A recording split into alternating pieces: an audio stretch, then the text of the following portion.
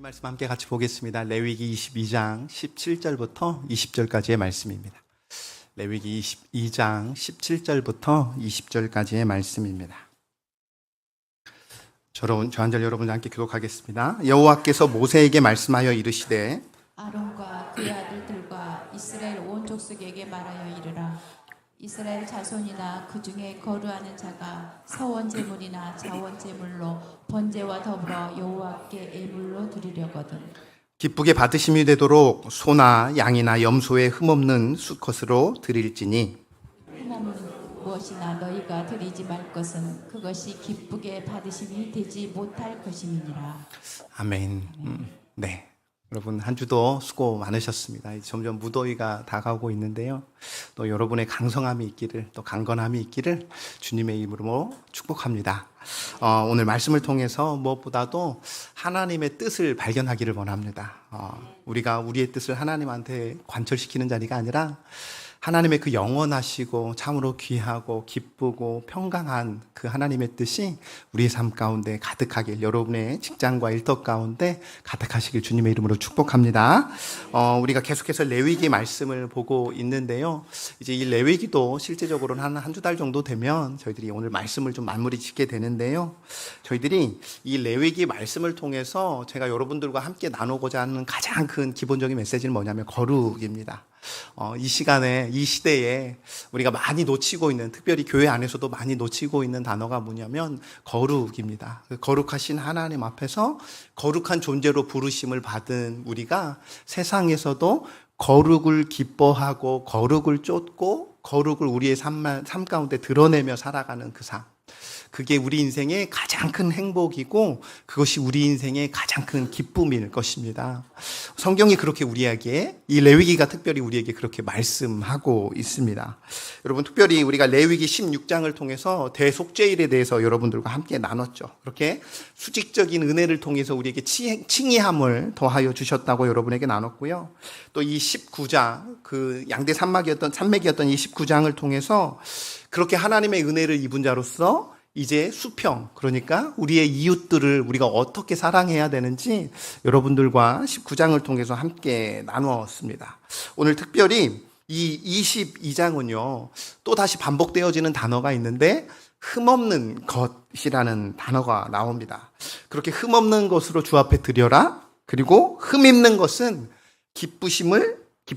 기쁘게 받으심이 되지 못한다라고 성경, 오늘 특별히 22장이 우리에게 말씀하고 있습니다. 어쩌면 이 말씀이 흠없다라는 이 말 자체도 우리에게 부담이 될 수 있는데, 내가 그렇게 한 주 동안 돌아보면 내가 흠없이 살았나 우리 스스로를 돌아보게 되는데, 그렇지 못함에 대한 또 불편한 마음들, 또 그런 죄스러운 마음들이 있어서 내가 또 하나님을 기쁘시게 하지 못했구나 라는 이 죄책감에 우리가 또 빠질 수가 있는데요. 오늘 이 본문은요, 그렇게 우리를 주눅들게 하거나 우리를 그렇게 심판하거나 우리를 그렇게 억압하고자 하는 본문이 아니고요. 오히려 참으로 흠 많고 부서진 우리 인생 가운데 하나님이 그러한 인생을 기쁘게 품어주시고 또 하나님의 가장 영광스러운 자리로 초대하시려는 거룩한 사랑의 울타리, 그것을 우리에게 제공하시기 위하는 말씀입니다. 여러분, 오늘 먼저 19절 말씀 한번 같이 읽도록 하겠습니다. 우리 19절 다시 한번 읽겠습니다. 시작. 기쁘게 받으심이 되도록 소나 양이나 염소의 흠없는 수컷으로 드릴지니. 아멘. 여러분, 이 말씀 우리가 일전에도 한번 보았고요. 정확하게 다시금 반복되는 말씀입니다. 우리가 애써 이 레위기를 시작할 때쯤에 흠없다라는 단어에 대해서 여러분들과 함께 나눴는데요. 오늘 다시 한번 이 흠없다에 대해서 다시 한번 여러분과 나누고, 그렇다면 흠없다함이 어떻게 하나님을 기쁘시게 하는 것인지에 대해서도 잠깐 나누는 시간 되도록 하면 좋겠습니다. 여러분, 먼저 흠없어야 된다라는 말은 문자적으로 그냥 그대로 우리가 번역을 하면 뭐냐면 신체적 결함이 없는 완전한 상태라는 겁니다. 신체적 결함이 없는, 흠없는 수컷으로 드렸을 때 그 수컷이 하나님 앞에 드리기에 완전한지, 신체적으로 결함이 있는지 없는지 그것을 돌봐보고 완전한 상태가 인지 아닌지를 보는 거죠. 즉 완전함, 온전함을 뜻하는 단어입니다. 그러니까 어떤 의미로서 하나님 앞에 이 흠없는 제물을 드리는 거냐면 만왕의 왕이신 하나님께 가장 귀하고 온전한 것을 드림으로써 하나님의 존귀하심을 인정하는 거예요. 그러니까 흠없다라는 건 뭐냐면 결국 내가 이 드려질 수컷의 양들은 일일이 면밀히 구석구석 마음을 다해서 목숨 다해서 구석구석 흠이 있는지 없는지를 돌아봄으로써 내가 하나님의 하나님 되심, 하나님의 존귀하심을 인정하는 하나의 행위라는 거예요. 여러분, 우리에게도 동일하게 적용이 되는 말씀입니다. 우리가 내가 좋아하는 사람이거나 내가 존귀하게 여기는 그 사람에게 무언가를 선물을 하거나 무언가를 드릴 때는 대충 드리지 않습니다. 그 물건에 흠이 있는지 없는지를 잘 돌아보고 우리가 과일을 또 마음이 감사해서 과일을 드릴 때도 그 과일이 좋은지 아니한지를 우리가 눈으로 먼저 확인한 후에 우리가 선물로 이렇게 드리는 것처럼 동일한 마음인 거예요.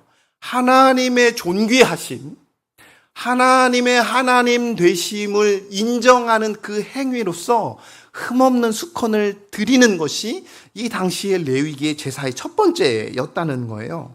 그러니까 이것은 결국 흠없음이 무엇을 이 시대에 우리에게 내세우고자 하는 말씀이 뭐냐면 흠없음은 대속의 필수 조건입니다. 다시요, 흠없음이 뭐의 필수 조건이라고요? 대속의 필수 조건인 거예요. 흠 있는 존재는요 결코 남을 대속할 자격이 없습니다. 흠 있는 존재는 결코 남을 대속할 수 없는 그러한 자격이 없다는 거예요. 남의 죄를 대신 짊어지려면 그 죄물 자체에 흠이 없어야 한다는 거죠. 동물의 신체적인 흠 없음은 결코 누구를 예표하는 거냐면 죄 없으신 예수 그리스도를 예표하는 거예요. 그렇다면 오늘 이 레위기의 제사를 통해서 완전하고 온전하신 예수 그리스도를 예표하는 이 흠없음의 의미가 있다면 실질적으로 이 시대에 살아가는 그리스도와 연합한 우리 또한 이제 흠없는 삶을 하나님 앞에 올려드려야 되는데 이 성도들의 흠없음의 의미가 무엇이냐면 첫 번째입니다. 가장 전제돼야 될 거 뭐냐? 우리는 그 어느 누구도 하나님 앞에 스스로 흠없을 수 없다는 겁니다. 이것을 인정하고 가야 됩니다.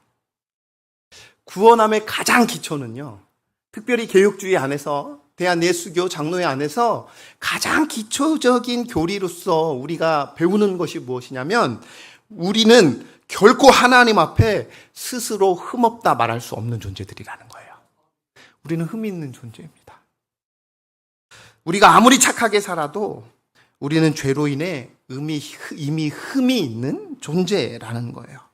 그렇기에 구약의 제사장이 흠없는 제물의 피로 힘입어 하나님 앞에 나아갔듯이 우리는 오늘날 이 시대에 이 예배 하나님 앞에 나왔을 때 나의 의로움에 의지하여 나아가는 것이 아니라 점도 없고 흠도 없으신 어린 양 되시는 예수 그리스도의 의로움에 힘입어 이 예배의 자리에 나올 줄로 믿습니다. 오늘도 우리가 제일 먼저 주 앞에 나와 엎드려 기도할 때 그리스도 예수를 바라보시기를 소망합니다. 그러니 오늘도 이 예배 가운데 다시 한번 반복하지만 우리가 흠없어서 우리를 받아주시는 것이 아니라 무엇보다도 우리가 그리스도 안에 있기 때문에 우리를 흠없다 말씀하시는 것이지요. 그것이 바로 칭의입니다. 그 은혜에 의하여 믿음으로 말미암아 우리를 의롭다 여겨주시는 거죠. 이 칭의의 은혜를 붙드시는 저와 여러분 되시길 주님의 이름으로 축복합니다. 또 한 가지 예수님의 은혜를 입은 자로서 우리가 드려야 될 반응이 뭐냐면 우리의 태도의 중심의 온전함, 그러니까 우리의 태도와 중심의 온전함입니다. 여러분, 우리가 말라기 말씀을 그때도 한번 살펴보았는데 다시 한번 말라기 말씀 보겠습니다. 말라기 1장 8절 말씀입니다. 우리 말라기 1장 8절 말씀 한번 같이 읽겠습니다. 시작. 만군의 여호와가 이르노라 너희가 눈먼 희생 제물을 바치는 것이 어찌 악하지 아니하며 저는 것 병든 것을 드리는 것이 어찌 악하지 아니하냐. 이제 그것을 너희 총독에게 드려보라. 그가 너를 기뻐하겠으며 너를 받아주겠느냐. 여러분, 이 말씀이 하나님께서 그 물건의 상태, 재물의 상태를 아주 깐깐하게 점검하신다라는 뜻의 의미로 주신 말씀이 아닙니다. 내 삶에서 가장 좋은 것, 내 마음의 첫 자리를 참으로 하나님께 내어드리고 있는가 하는 경외함의 태도에 대해서 말씀하고 있는 본문입니다. 그 당시에 이 말라기 시대에 이 마지막 다시는 선지자가 나오지 않을 그 하나님께서 더 이상 선지자를 통해서 그들의 참회함을 그들이 주 앞에 돌아오기를 바라며 수많은 선지자를 보냈음에도 오히려 그들이 더 강팍해지고 목이 곧아지고 마음이 굳어지는 그들을 향하여 마지막 이 말라기 선지자를 보내면서 주시는 메시지가 이 메시지였는데요. 그 당시에 이스라엘 백성의 예배 제사의 모습이 그러했다는 겁니다. 그냥 하나님 앞에 구별되지 않고 저는 것과 병든 것을 가져왔다는 거예요. 이 마음도 솔직히 인간적으로 바라보면 이해가 됩니다. 여러분, 일주일 동안 여러분 삶의 현장에서 정말 치열하게 살아내셨잖아요. 경기가 전쟁 전 세계에서 요즘 워낙 세계화가 되었기 때문에 다른 나라의 전쟁이 우리나라에게 미치는 여러 가지 영향들이 있습니다. 우리로부터 수천 킬로 떨어진 그 나라에서 이런 일들이 당장 오늘이면 아니면 내일이면 그 영향들이 미치는 시대에 살고 있어요. 그러니까 참으로 어려운 시대인 거예요. 질병으로도 아프리카에서는 아직도 질병으로도 많이 힘들어하고 있는 상황 가운데 있고 유럽이라든지 아니면 그 곳곳마다 중동이라든지 계속해서 전쟁이 끊이지 않고 있고 있는 이 시대를 우리가 살아가고 있으니 우리가 남의 호주머니에서 돈을 받아서 살아간다는 게 정말 쉽지 않습니다. 내 자존심이 내려놔야 될 때도 있고 또 그로 말미암아 많은 돈을 버는다는 게 참 쉽지 않은, 그리고 점점 그렇게 강팍해지는 내 스스로를 우리가 바라볼 수 있다 보니 오늘 또 때로는 지치고 피곤한 몸으로 우리가 이 자리에 나올 수도 있습니다. 그러할 경우가 참 많을 때도 있죠. 그런데 우리 하나님은 어떠한 분이시냐면 여러분의 그 깊은 고단함 그리고 여러분의 삶의 무게를 그 누구보다 잘 아시는 하나님이시라는 거예요. 그 누구보다 가슴 깊이 여러분의 인생, 여러분의 아픔을 가장 깊이 체휼하시는 하나님이시라는 거예요. 그러한 하나님께서 여러분에게 그러니 그럼에도 불구하고 너희들이 가장 좋은 것, 그렇게 하나님께서 마음이 강팍해지셔가지고 다 받아내시려고 여러분에게 그렇게 요구하시는 메시지가 아니라는 거죠. 여러분, 이 말씀인 거예요.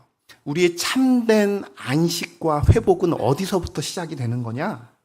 우리의 가장 맑은 마음, 그리고 가장 좋은 시간을 주님께 먼저 내어드릴 때 비로소 참된 회복과 기쁨이 시작되는 것입니다.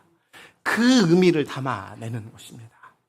바쁘고 피곤한 일상이지만 그 속에서 나의 시간, 나의 힘들을 하나님 중심적으로 조정하며 주님과 깊이 교제하는 그 시간들을 사모함으로, 구별됨으로 오늘 이 자리가 하나님 앞에 나의 인간적으로든 나의 모습이든 가장 최고의 컨디션으로, 가장 최고의 모습으로 주 앞에 드려지는 것, 그것이 바로 흠없음의 의미라는 거예요.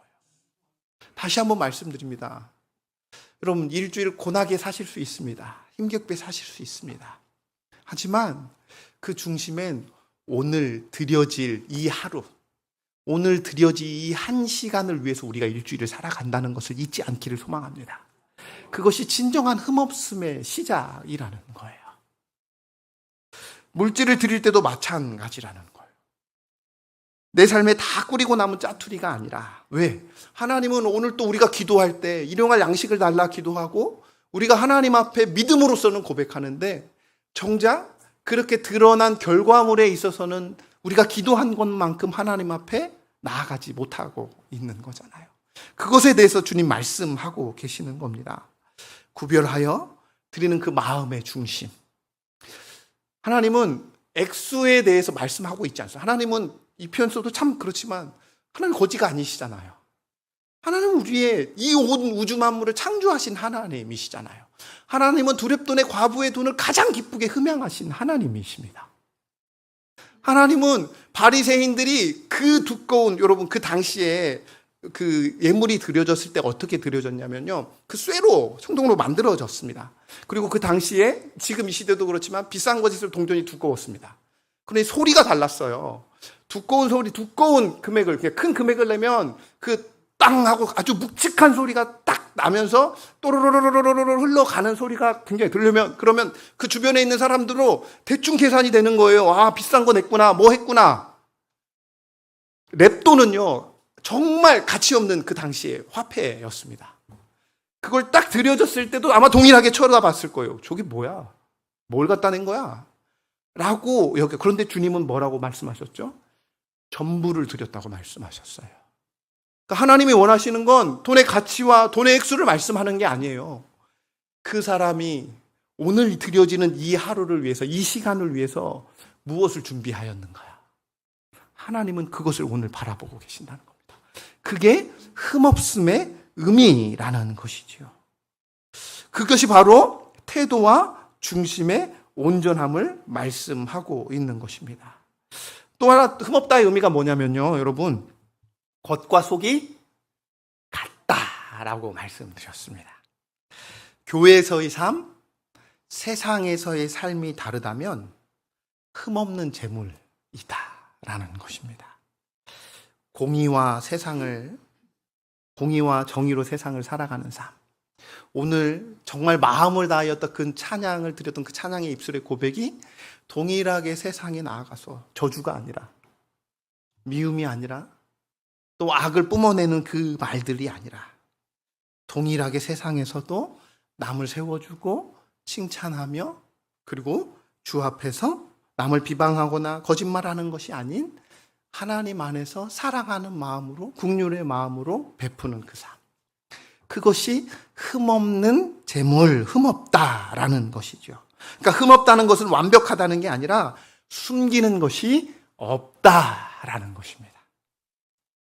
여러분, 세 번째가 무엇이냐면 마태복음 5장 23절, 24절입니다. 그때도 이 본문 함께 같이 읽었었는데 다시 한번 읽도록 하겠습니다. 23절입니다. 그러므로 예물을 제단에 드리려다가 거기서 내 형제에게 원망 들을 만한 일이 있는 것이 생각나거든 예물을 제단 앞에 두고 먼저 가서 형제와 화목하고 그 후에 와서 예물을 드리라는 것입니다. 미움, 다툼, 용서하지 못하는 마음은 재물에 난 치명적인 흠이다 라고 말씀하고 있는 거죠.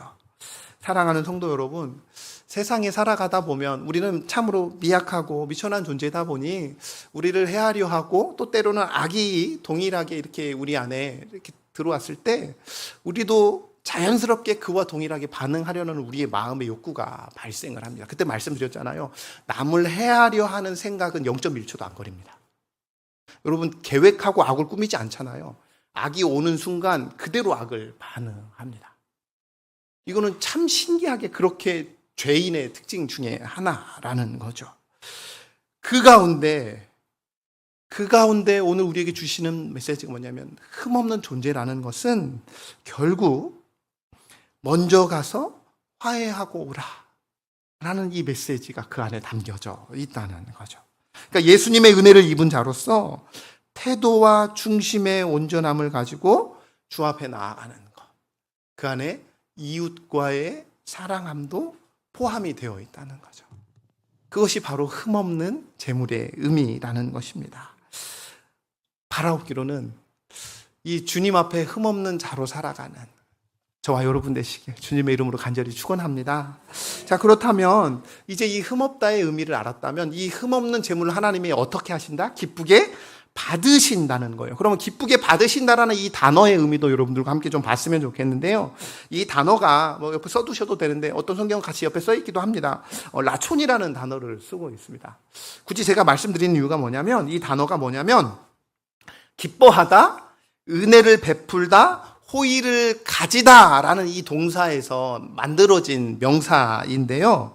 그냥 수락하다, 기쁘게 받겠다, 그러니까 내가 받아들이겠다라는 이 수락의 의미를 넘어서서요, 하나님의 기쁨, 하나님의 자발적인 호의와 연락의 의미가 담겨져 있습니다. 그러니까 하나님께서 기쁘게, 그러니까 하나님께서 완전하게 연락하시겠다라는 의미가 담겨진 거예요.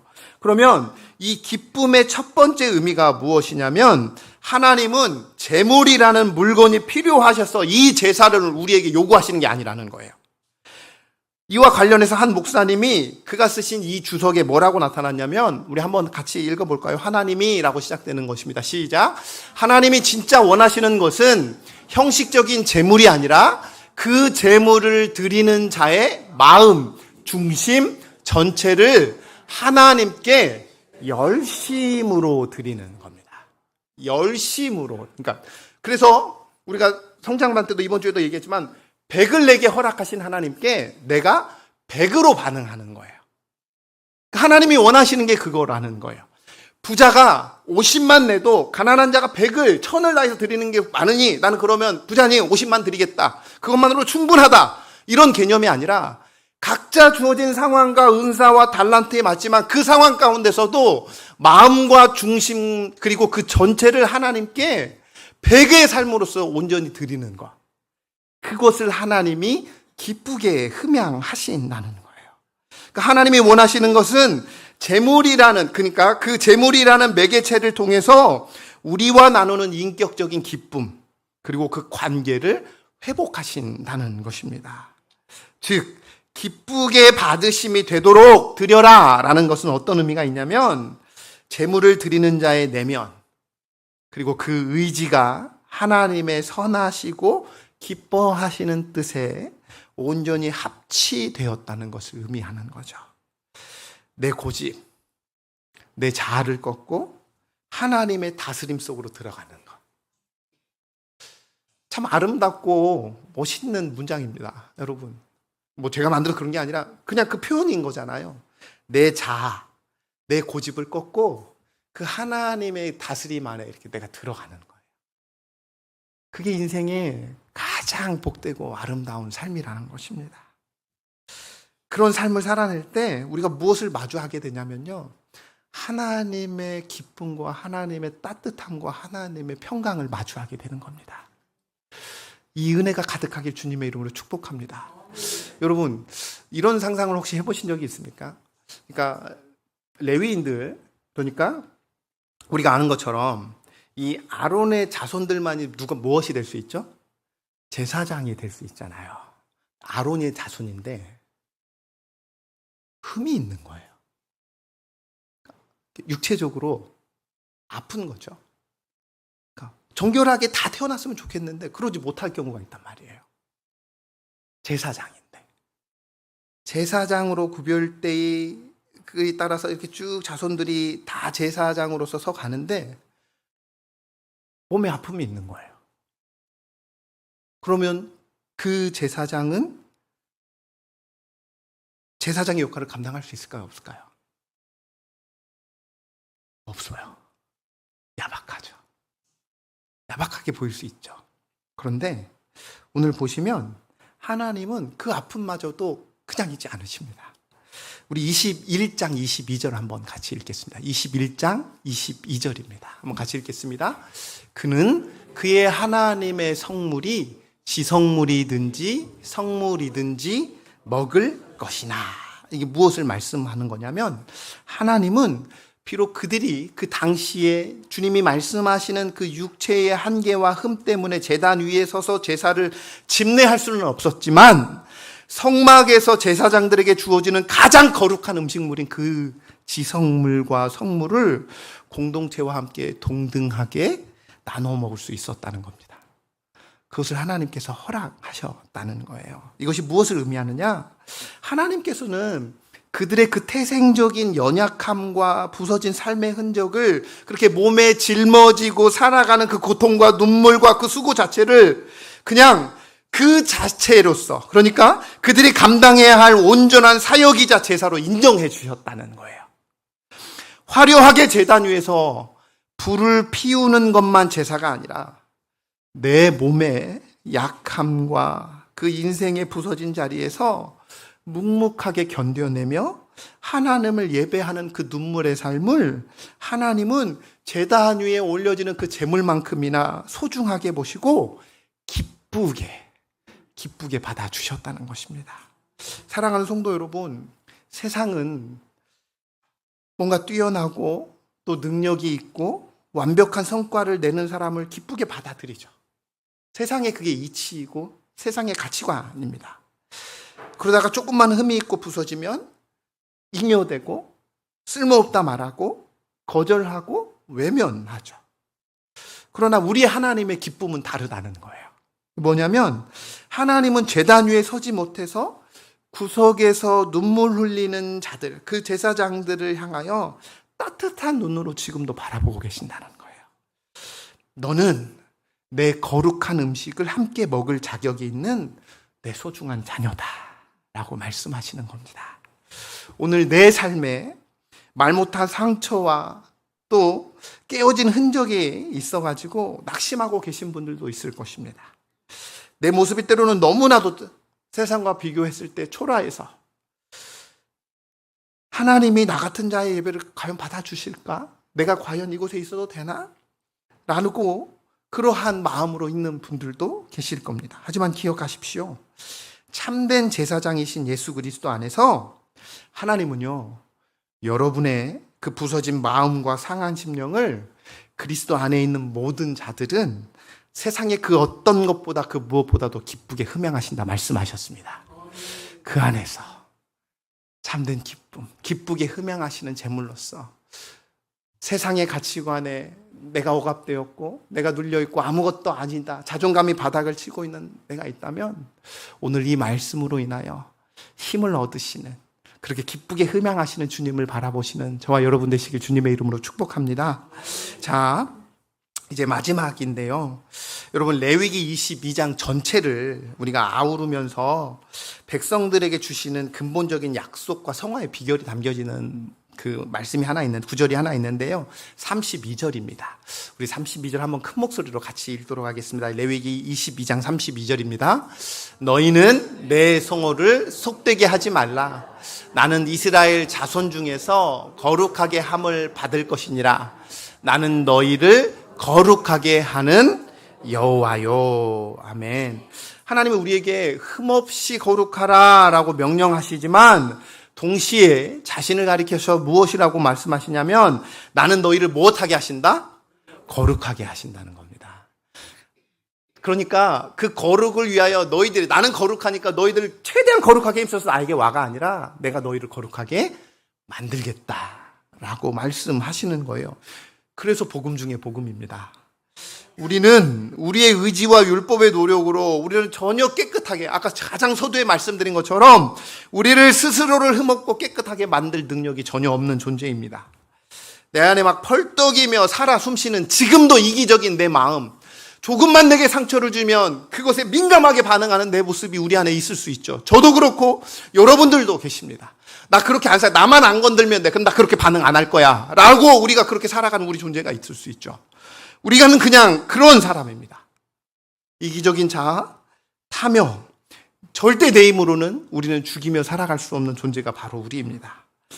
우리가 거룩해질 수 있는 유일한 비결이 무엇이냐면 나를 거룩하게 하시는 하나님의 은혜, 그것에 나를 온전히 맡기는 거죠.